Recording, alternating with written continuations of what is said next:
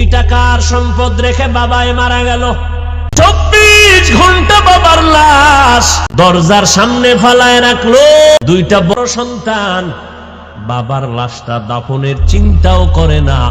24টা ঘন্টা হয়ে গেল, সবাই দোনো ভাই ঝগড়া লাগাইলো বাবার সম্পদ ভাগাভাগি নিয়া। বাবার লাশটা দাফনের সময় পায় নাই, 24 ঘন্টা চলে গেছে। এমন কুলাঙ্গারের বাবা হইয়া কি লাভ, এমন কুলাঙ্গার জন্ম দিয়া কি লাভ হবে বলো। মদিনার নবী বলেন, ও সন্তানের মা বাবা, সন্তানটারে তুমি 7 বছরে নামাজের মুসাল্লায় দাঁড় করাও। 7 বছরে কেন বললেন? ছোট থেকে যদি কন্ট্রোল করতে না পারো, বড় হলে আর কন্ট্রোলে আসবে না।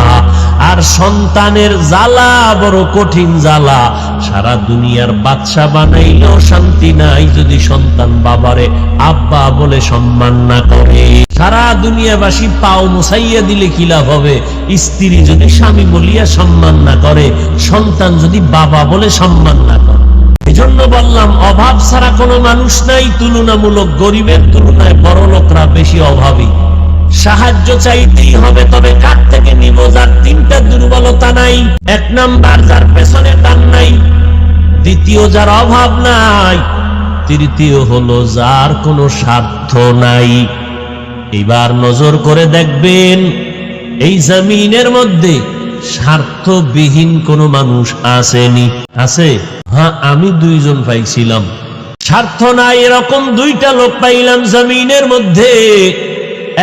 এক, আমার আব্বা জান, আমার আম্মা জান। এই 2 জন, এদের কোনো স্বার্থ নাই। কলিজা দিয়া সন্তানের পেছনে জীবনটা বিলায় দেয়। আব্বা আম্মা স্বার্থ ছাড়া সন্তানরে বেশি মহব্বত করে।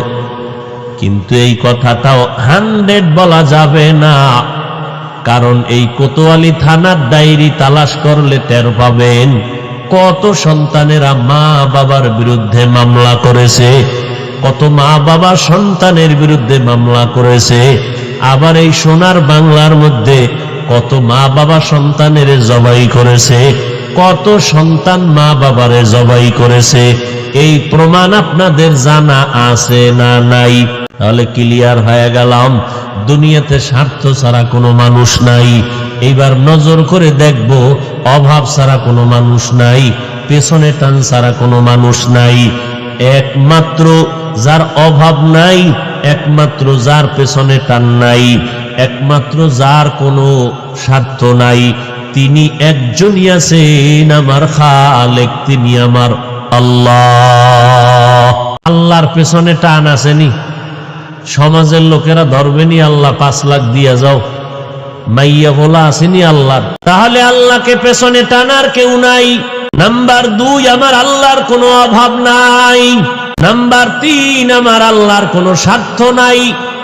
আমার আল্লাহ যদি একটু স্বার্থপর হইতেন, তাহলে যারা আমার আল্লাহর দেওয়া জমিনে থাকিয়া, আল্লাহর দেওয়া সূর্যের আলো চাঁদের আলো পাইয়া, জমিনের ফসল খাইয়া, গাছের ফল খাইয়া আল্লাহর সাথে বেঈমানি করে, আল্লাহ ওদেরকে ঘুমের ঘরে চেহারাটা কুকুরের মতো বানাইয়া দিতে। আল্লাহ দিছেন, কেন দেন নাই? অন্য নবীর উম্মতের চেহারা তো কুকুরের মতো, বানরের মতো বানাইয়া দিছেন, আমাদেরটা দেন নাই কেন? তোরা মুহাম্মদের উম্মত নাইলে বানাইয়া দিতাম। কার উম্মত? মুহাম্মদের উম্মত। এই জন্য আল্লাহ পাক 1000 অন্যায় করার পরে চেহারা পাল্টায় দেন না। কারণ আল্লাহ আমার নবীকে বেশি মহব্বত করেন, আর নবীর উম্মতেরও বেশি মহব্বত করেন। এই জন্য 1000 অন্যায় করার পর আমার আল্লাহ কোন উম্মতের চেহারা পাল্টাইয়া দেন না। এরে নবীর উম্মতের দল, এই জমিনে স্বার্থ ছাড়া কোনো মানুষ নাই। একজন আছেন আমার আল্লাহ, যার কোনো স্বার্থ নাই, যার কোনো অভাব নাই। অতএব এবার সিদ্ধান্ত 2টা। 1 নম্বরে সাহায্য লাগবেই। এবার দ্বিতীয় সিদ্ধান্ত, সাহায্য কার থেকে নিব? একমাত্র কার থেকে। আর কারো কাছে সাহায্য চাইলে পাবেন? এ পর্যন্ত পাওয়া যায় নাই। যা পাইছেন চোখের পানি 3 গুণ গেছে গা। কথা বলেন না কেন? চাইছেন 50,000, পাইছেন 20,000, মাঝখানের হাতে হাদিয়া গেছে অর্ধেক। মাঝখানে কিছু বরকতি হাত পড়ে না, সব শেষ। তাহলে দুনিয়াতে স্বার্থ ছাড়া কেউ নাই, একমাত্র আল্লাহর কাছে চাও। আচ্ছা, আমার নবীর থেকে দামি কোন পিসাব আসেনি? বলেন, আমার নবীর সহযোগিতা সাহায্য 63 বছরে কোনো কিছুর প্রয়োজন হলে নবী কার কাছে গিয়ে চাইতেন? নবী যদি আল্লাহর কাছে চাইতে পারেন, আপনার চাইতে সমস্যা কেন? আল্লাহ বলে, বান্দা চাওয়ার মতো চাইলে কসম, আমি জাতের কসম আমি দিব। তবে দুই পদ্ধতি, দুইটা জিনিসের মাধ্যমে চাও। এক নম্বরে ধৈর্য, দুই নম্বরে হলো নামাজ। এখানে কত আশেকে রসুল বয়া রয়েছেন, কি নুরানি চেহারা। ফজর ভরেন নাই, জহুর ভরেন নাই, আসর ভরেন নাই, মাগরিব ভরেন নাই, মোনাজাতের ঘরে মাইকে বলা হবে বসেন, আজান হবে, নামাজটা পড়ে যাবেন। 4 ভাগের 3.5 ভাগ নাই। আবার কি কয়, নামাজ না পড়লেও দেল পরিষ্কার। আর মদিনার নবী বলে, যারা নামাজ পড়ে না এরা পৃথিবীর নিকৃষ্ট চোর। মুমিনার বেঈমানের মধ্যে ব্যবধান নামাজ।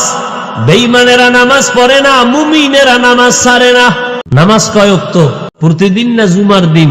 2-1 ওয়াক্ত মাঝে ছেড়ে দিলে কোনো সমস্যা হবে? কথা বলেন। হবে বলার পরে যারা পড়েন না, পিডাটা কেমন খাইবেন একটু ভাইবেন বয়ে বয়ে। হবে বলার পরেও যারা পড়েন না, একটা লোক তো ফট করে বলল না যে 2-1 ওয়াক্ত ছাড়লে কোনো সমস্যা হবে না, কয় না, সব চুপ হয়ে গেছে। পাকা ফতুয়া দিলেন যে হবেই হবে। হবে বলার পরে যদি নামাজ না পড়েন, কি শাস্তিটা আপনার হওয়া উচিত?